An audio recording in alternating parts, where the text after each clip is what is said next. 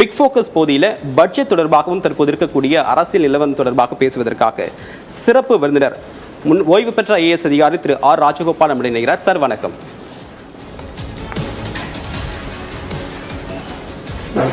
வணக்கம். நேற்றைய பட்ஜெட் அப்படின்றது இடைக்கால பட்ஜெட் தான். ஆனால் எதிர்பார்ப்பு நிறைய இருந்தது, பொதுமக்கள் கிட்ட இருந்தும் சரி, அரசியல் கட்சிகள்கிட்ட இருந்தும் சரி. இது ஒரு சமூக நீதிக்கான பட்ஜெட் அப்படின்னு மத்திய நிதியமைச்சர் நிர்மலா சீதாராமன் சொன்னாங்க. கடந்த காலங்களை போல ஒரு அரசியல் முழக்கம் இல்லை, எங்களுடைய பாலிசி அதுதான் அப்படின்னு அவங்க சொல்லியிருக்காங்க. ஆனால் இது ஒரு ஏமாற்றம் அளிக்கக்கூடிய பட்ஜெட், எடை போடுறதுக்கு ஒன்றுமே இல்லை அப்படின்னு சொல்லிட்டு எதிர்கட்சிகள் விமர்சிக்கிறீங்க. இதை எப்படி புரிஞ்சுகள்?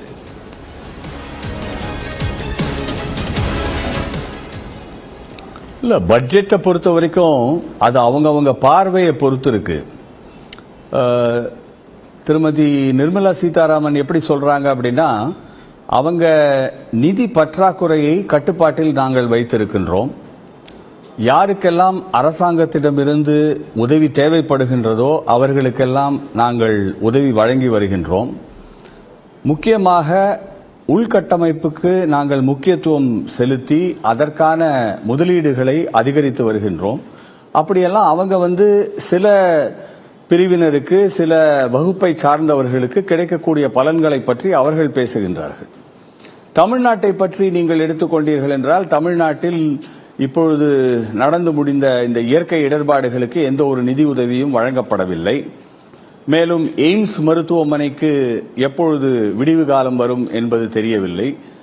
இப்படி மற்றும் தமிழ்நாடு வைத்திருக்கும் கோரிக்கைகளுக்கு மத்திய அரசு செவி சாய்க்காமல் நம்முடைய தமிழ்நாட்டுக்கு வழங்க வேண்டிய நிதி ஆதாரங்களை வழங்குவதில்லை என்ற அந்த ஒரு புகாரும் இருக்கின்றது. இப்படி தமிழ்நாட்டை பொறுத்தவரை நீங்கள் பார்த்தீர்கள் என்றால் பல குறைகள் இருக்கின்றன என்று அவர்கள் கூறுகின்றார்கள். தொழிலதிபர்களை பொறுத்தவரை அவர்கள் என்ன சொல்லுகின்றார்கள் என்றால், தொழில் வளர்ச்சிக்கு இது ஒரு நல்ல ஒரு பட்ஜெட் என்றும், மின் வாகனங்களுக்கு முக்கியமாக ஊக்குவிக்கும் ஒரு பட்ஜெட்டாகவும் இருக்கின்றது என்றும், சூரிய ஒளியை கொண்டு மின்சாரம் தயாரிக்கும் திட்டத்திற்கு ஊக்குவிப்பு கிடைத்திருக்கின்றது என்றும், அதுபோன்ற அவர்கள் சில கருத்துக்களை, அது மட்டுமல்லாமல் அந்த 3 ரயில்வே காரிடார்கள் என்று குறிப்பிடப்பட்டிருக்கின்றது. அதாவது துறைமுகங்களை இணைக்கும் ரயில்வே பாதைகள் மற்றும் சிமெண்ட் எனர்ஜி மற்றும் கனிம வளங்கள் கொண்டுள்ள பகுதிகளை இணைக்கும் ரயில்வே பாதைகள் மற்றும் அதிகமாக மக்கள் பயணிக்கும் மற்றும் பொருட்களை எடுத்துச் செல்லக்கூடிய ரயில்வே பாதைகள், இவற்றுக்கு முக்கியமாக கவனம் செலுத்தப்படும் என்று மந்திரி அவர்கள் கூறியிருக்கின்றார்கள். ஆகவே அதை தொழிலதிபர்கள் வரவேற்று இருக்கின்றார்கள். சரி, 10 ஆண்டுகள் பாஜக ஆட்சியோடைய சாதனைகளே எங்களுக்கு போதுமானது, கடைசி நேரத்தில் சும்மா ஜூம்லா மாதிரி சில கவர்ச்சிகரமான அறிவிப்புகளை விட வேண்டிய அவசியம் இல்லை அப்படின்னு பாஜக கருதினால் தான் எந்த விதமான கவர்ச்சிகரமான அறிவிப்பும் இல்லாமல் அவங்களுடைய 10 ஆண்டு சாதனையை நம்பிக்கையோடு எதிர்கொள்றாங்களா, தேர்தலை எதிர்கொள்றாங்களா?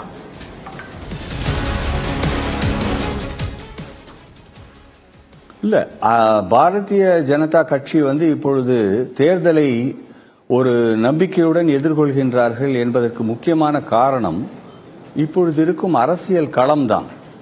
இப்பொழுது இருக்கும் அரசியல் களத்தில் அவர்களுக்கு எதிரிகள், அவர்களுக்கு போட்டி கொடுக்கக்கூடிய அளவுக்கு ஒரு சக்தி வாய்ந்த எதிரிகள் யாரும் அவர்களுக்கு கண்ணுக்கு தென்படவில்லை. ஆகவேதான் அவர்கள் அந்த நம்பிக்கையுடன் பேசுகின்றார்கள். சாதனைகள் என்று எடுத்து பார்த்தோம் என்றால், அந்த அளவுக்கு பொருளாதார ரீதியில் சாதனைகள் இருக்கின்றனவா என்று கேட்டீர்கள் என்றால் பலதரப்பட்ட கருத்துக்கள் வரக்கூடும். கண்ணு கட்டிய தூரம் வரைக்கும் எதிரிகளே தென்படவில்லை அப்படின்ற ஒரு டேர்ம் யூஸ் பண்றீங்க. இந்தியா கூட்டணி அப்படின்ற ஒரு மிகப்பெரிய கூட்டணி அமைஞ்சிருக்கு. நிதிஷ்குமார் வெளியேறியதை தவிர்த்து அங்கே பெருவிதமான ஒரு குழப்பம் எதுவுமே தென்படலையே. எப்படி எதிரிகளே இல்லைன்னு சொல்ல முடியும்?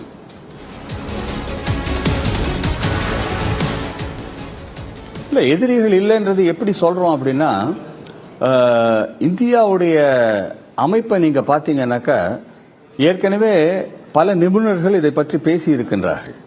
அதாவது தென் மாநிலங்களை பொறுத்தவரையில், கிழக்கு மாநிலங்களை பொறுத்தவரையில் இந்தியா அலையன்ஸ் என்ற அந்த கூட்டமைப்பு வலுவாக இருக்கின்றது. ஆனால் வட மாநிலங்கள் மற்றும் மேற்கு மாநிலங்களை நீங்கள் பார்த்தீர்கள் என்றால் அங்கெல்லாம் அந்த இந்தியா அலையன்ஸ் மேலும் வலிமை பெற வேண்டிய அவசியம் இருக்கின்றது என்பதை குறிப்பிட்டிருக்கின்றார்கள். நான் ஒரு சிறிய கணக்கை உங்களுக்கு கொடுக்க விரும்புகின்றேன். அதாவது யூனியன் டெரிட்டரிஸ் மற்றும் அந்த வடகிழக்கு பகுதிகளை எடுத்து விட்டீர்கள் என்றால் அவர்களுக்கு என்று ஒரு 20 இடங்கள் இருக்கலாம். அவர்களை நீங்கள் கணக்கில் எடுத்துக்கொள்ளாமல் நாம் பேசுவோம் என்றால் 520 இடங்களை பற்றி நாம் பேசுகின்றோம். இந்த 520 இடங்களில் சுமார் தென் மாநிலங்கள் மற்றும் கிழக்கு மாநிலங்களுக்கு சுமார் 250 இடங்கள், வட மாநிலங்கள் மற்றும் மேற்கு மாநிலங்களுக்கு 250 இடங்கள் என்று நீங்கள் பங்கீடு போடலாம்.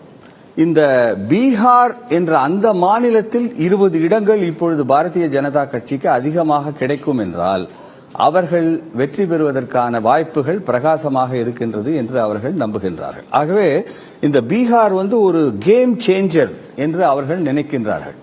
அந்த பீகார்ல இருக்கக்கூடிய அவர்களுக்கு எந்த ஒரு சீட்டுமே கிடைக்காத ஒரு சூழ்நிலையிலிருந்து இப்பொழுது 20 சீட்டாவது கிடைக்கும் அப்படின்ற ஒரு சூழ்நிலை உருவாகி இருக்கின்றதாக அவர்கள் நினைக்கின்றார்கள்.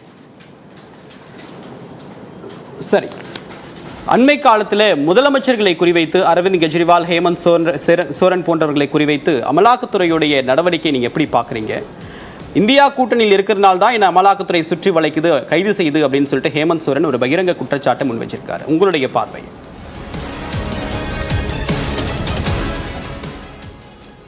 இல்ல, இதுல குற்றச்சாட்டுகளை பொறுத்தவரையில் அவர்களை அந்த முதலமைச்சர்கள் அந்த குற்றச்சாட்டுகளை எதிர்கொள்ள வேண்டிய அவசியம் இருக்கின்றது. சட்டப்படி எந்த ஒரு குற்றச்சாட்டும் வந்தால் அந்த குற்றச்சாட்டுகளை எதிர்கொள்ள வேண்டியது அந்த மந்திரியோ அல்லது அந்த முதலமைச்சரோ அவர்கள் தான் செய்ய வேண்டும். ஆனால் அதே சமயத்தில் பாரதிய ஜனதா கட்சி குறிவைத்து சிலரை மட்டும் தாக்குகின்றது என்று நீங்கள் அந்த ஒரு அந்த புகாரில் ஓரளவுக்கு உண்மையும் இருக்கின்றது. ஏனென்றால் அனைத்து ஊழலில் ஈடுபட்டுள்ள அனைத்து மந்திரிகளும் அனைத்து முதலமைச்சர்களும் இந்த நடவடிக்கைக்கு உள்ளாகி இருக்கின்றார்கள் என்று இருக்கின்றதா என்றால் இல்லை என்ற அந்த பதில் தான் வரும். ஆகவே ஹேமந்த் சோரன் மற்றும் கெஜ்ரிவால் போன்றவர்கள் என்ன சொல்லுகின்றார்கள் என்றால், எங்களை மட்டும் குறிவைக்கின்றீர்கள், அதாவது ஊழல் இருக்கின்றதா இல்லையா என்பது மற்றொரு பக்கம். ஆனால் யார் மீது இந்த தாக்குதல் நடைபெறுகின்றது என்று பார்க்கும்போது எதிர்கட்சி தலைவர்கள், எதிர்கட்சியை சார்ந்த முதலமைச்சர்கள், எதிர்கட்சியை சார்ந்த மந்திரிகள், இவர்கள் மீதுதான் இந்த தாக்குதல் இருக்கின்றது என்பதுதான் ஒரு முக்கியமான ஒரு புகாராக வந்து கொண்டிருக்கின்றது.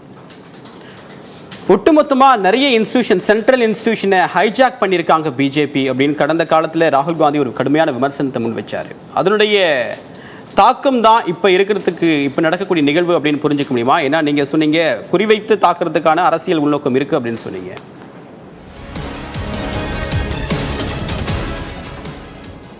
இல்ல, இந்த மிஸ்யூஸ் ஆஃப் பவர் என்பதை நீங்கள் தவிர்க்க வேண்டும் என்றால் ஓரளவுக்கு நம்ம டெமோக்ராட்டிக் டீசென்ட்ரலைசேஷன் என்ற அந்த கோட்பாட்டை நாம் கடைபிடிக்க வேண்டும்.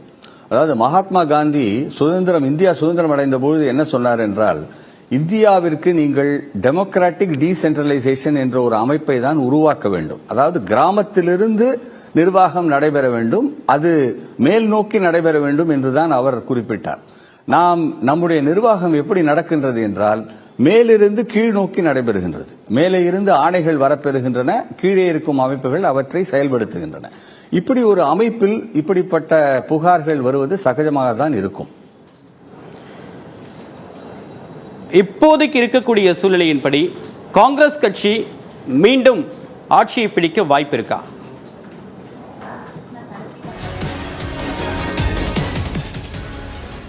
இது ஒரு என்னவோ எலெக்ஷன்ல எனக்கு ஒரு ஃபோர்காஸ்ட் பண்ற மாதிரி கேட்குறீங்க. தேர்தலில் என்ன நடைபெறும்ன்றது நமக்கு சொல்ல முடியாது. ஆனால் அதே சமயத்தில் இப்பொழுது இருக்கும் நிலைமையை பார்க்கும் பொழுது இந்தியா அலையன்ஸ் அந்த அளவுக்கு வலிமை கொண்டதாக இருப்பதாக தெரியவில்லை. ஏனென்றால் இதற்கு 3 முக்கிய காரணங்களை நான் தெரிவிக்க விரும்புகின்றேன். ஒன்று, அவர்கள் எந்த அளவுக்கு இந்த தேர்தல் மீது கவனம் செலுத்துகின்றார்கள் என்பதை பற்றி சந்தேகம் எழுந்திருக்கின்றது. என்னன்னா, இப்போ காங்கிரஸ் ஒரு யாத்திரையை நடத்துறாங்க. காங்கிரஸ் யாத்திரைன்னு நடக்கிறதுக்கு பதிலாக அது இந்தியா யாத்திரையாக நடந்திருக்கணும் அப்படின்றது பல தலைவர்கள் குறிப்பிட்டிருக்கின்றார்கள்.